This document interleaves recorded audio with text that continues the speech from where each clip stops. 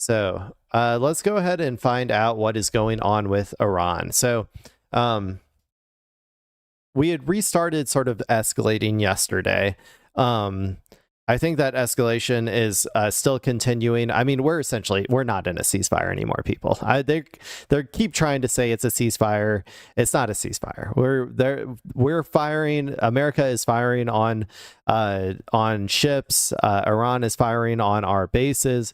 We are essentially back into the hot war portion of the conflict. So that's kind of the situation that I think we have now found ourselves in, thanks to the great, impeccable leadership of our big, beautiful boy, Donald Trump.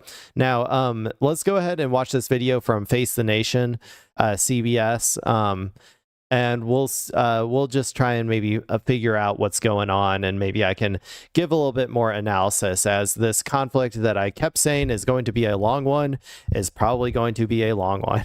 Let's keep going, or let's watch President it. Trump says Iran has agreed to not have nuclear weapons, but that they could still change their mind. He appeared on the New York Post's Pod Force One with Miranda Devine. The interview was recorded yesterday and aired this morning. And during that conversation, crazy thing is they've been saying they've agreed to not have a nuclear weapon for the past like 20 years.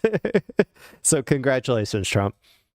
You got them to say the thing again. The good practical joke you did on them. The president also said Iran's Ayatollah has been involved in negotiations with the United States. Wait a second. I thought he was dead. That's what they were saying before, or that he was gay. That's the other thing they were saying. Why do you want to negotiate with the gay dead zombie of the Ayatollah? Okay, I'm sorry. I don't know what's going through me right now. It must be because my cat's not here. I'm going crazy today. But let's see what our big beautiful boy is actually going to say. Has been involved in negotiations with the United States. Regardless of how well we're doing, we can't let them have a nuclear weapon. And they've already agreed they're not going to have a nuclear weapon. Have they? Oh yeah, they've agreed to that. I mean, now they can change their mind, but that was one of the things they had to agree. They've agreed to that. That was the big thing. There have been new strikes from both sides, and commercial flights were disrupted in Kuwait after an Iranian missile. You also have to understand why he always says that the main thing is the nuclear issue, okay?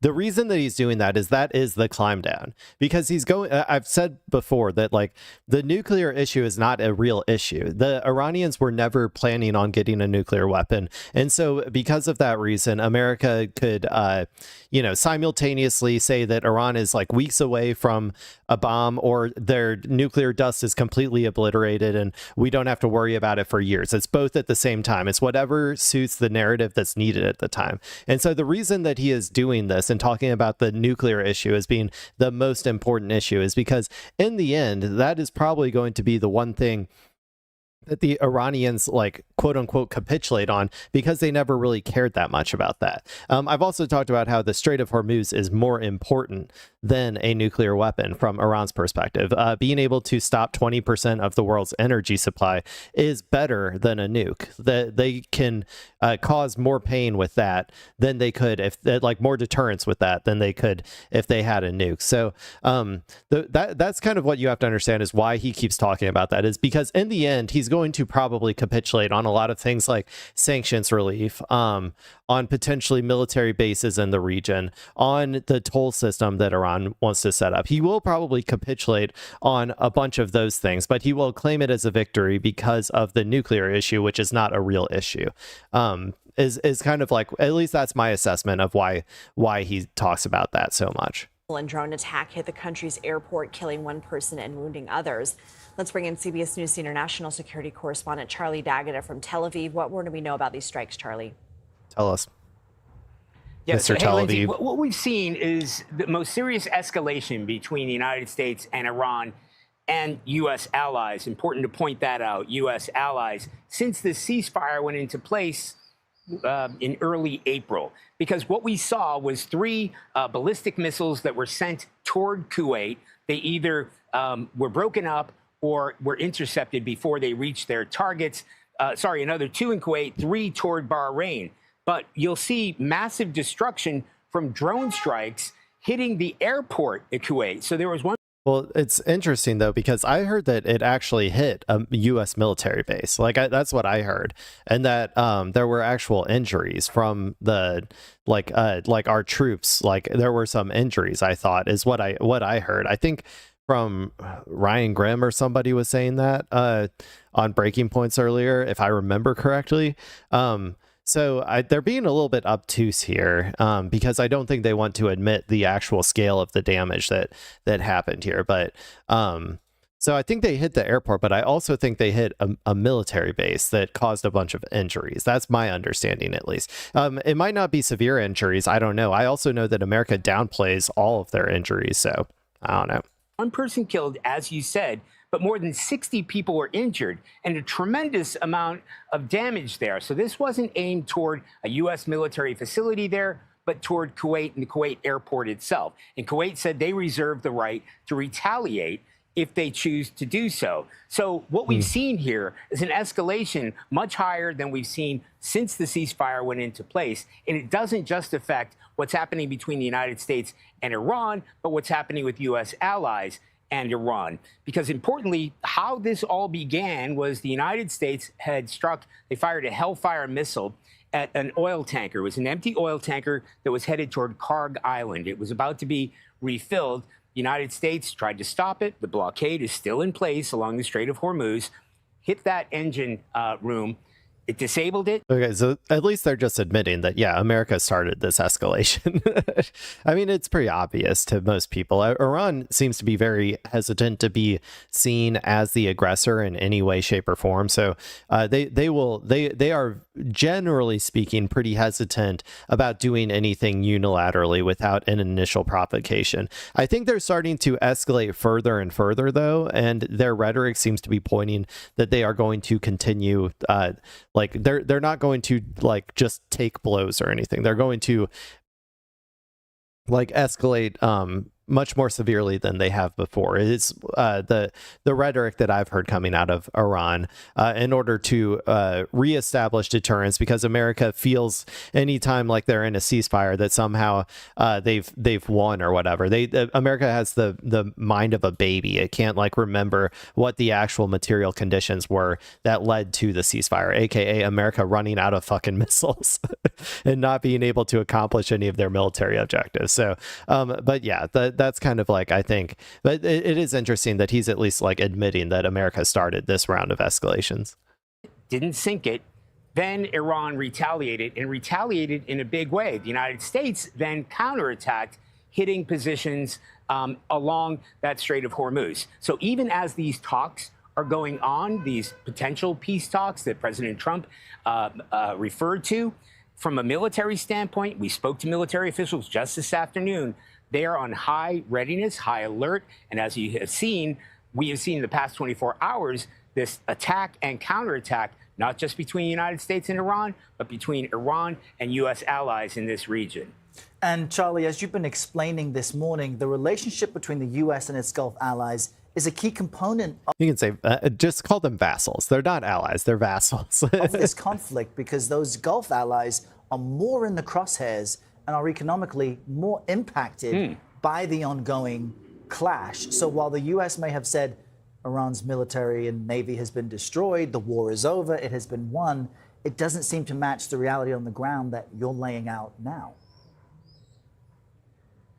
Errol, well, yeah, America, why aren't you out there protecting your boys then? it's really important to point out here, when we're talking about the MOU, the language says that the United States and its regional allies, we're here in Israel, obviously the most important. Sorry, I gotta take this.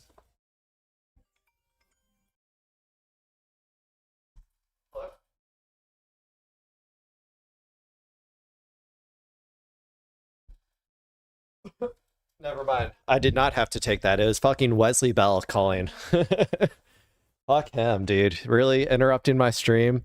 If this is any reason that anybody out there needs, like, if you need another reason to not vote for Wesley Bell and instead vote for Cori Bush, they interrupted your personal technically clay stream that I'm sending to you right now via the internet. So that I think is a good enough reason. Anyway, let's keep going. Hopefully I don't get interrupted by another phone call, but since my cat is at the vet right now, there is a possibility that I'm going to get a call in the middle of it. So I have to answer them all.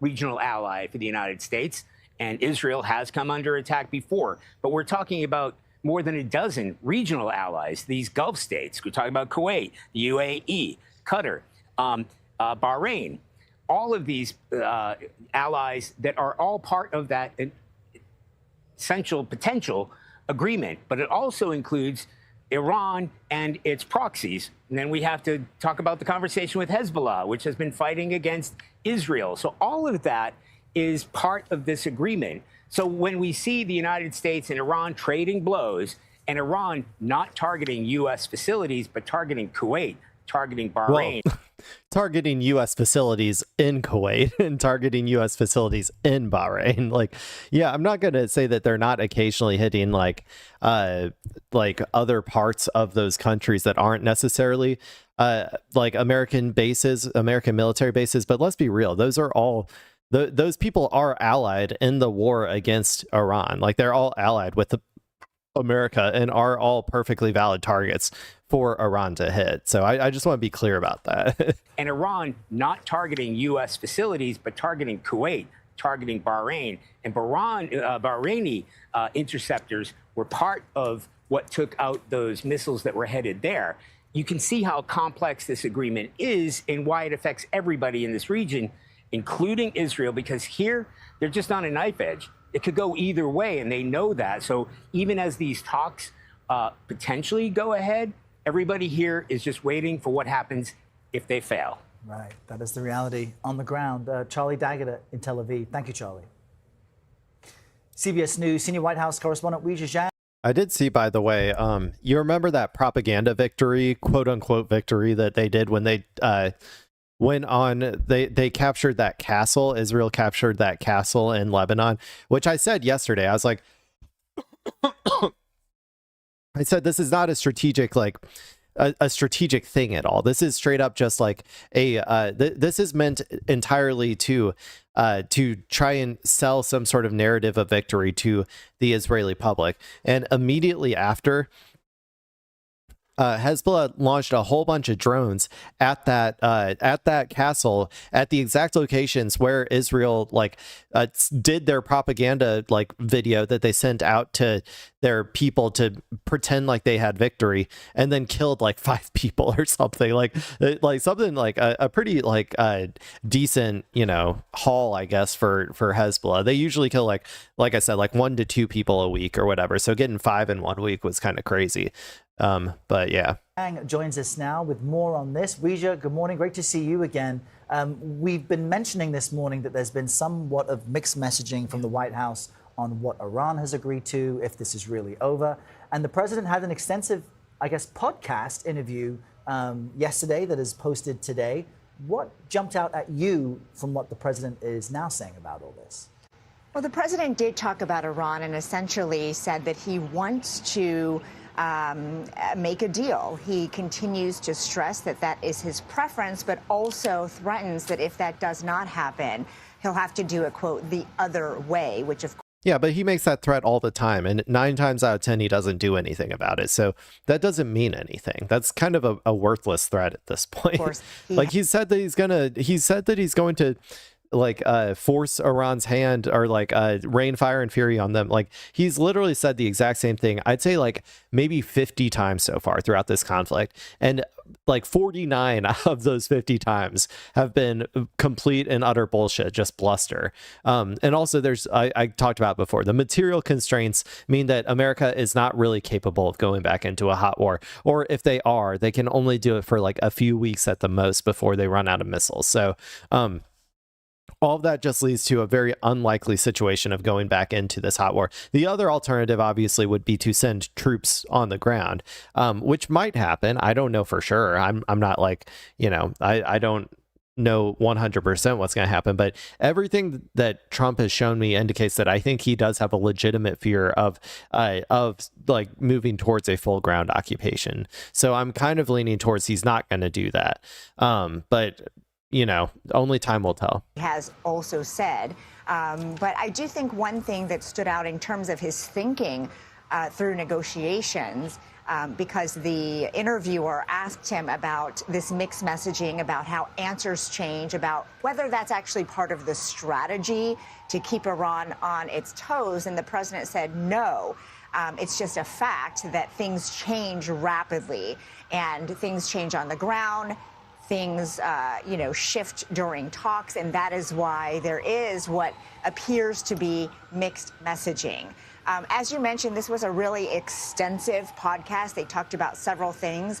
And one other thing that stood out was his response to the DOJ's claim that they were going to abandon the efforts to establish this $1.8 billion anti-weaponization fund. He was asked whether, they are dropping this, and he said no, but a court ruling has caused them to have to stop pursuing. I have a whole other video on that, so I'm going to keep going, see if there's any more. With regard to this very controversial fund. This has been rescheduled for July. You are the talk about the White House Correspondents' Dinner. This has been rescheduled. Okay, I think that that's probably it when it comes to Iran. So I think that, I don't know. I think that we're probably the same analysis as last time, that it is heating up again. I think that there's a chance that we could get drawn back into like an actual like air campaign again, maybe. But we'll see. I would say just keep, like, it's probably, it will probably be a long conflict. And the stockpiles I know are starting to run low as well when it comes to like what we're like how long we're able to maintain this mirage of like normalcy when it comes to the energy markets. So I think that that's probably going to, we'll start seeing more impact of that over the coming month in terms of like oil and gas prices like spiking, I think. So I don't know. We'll see what happens.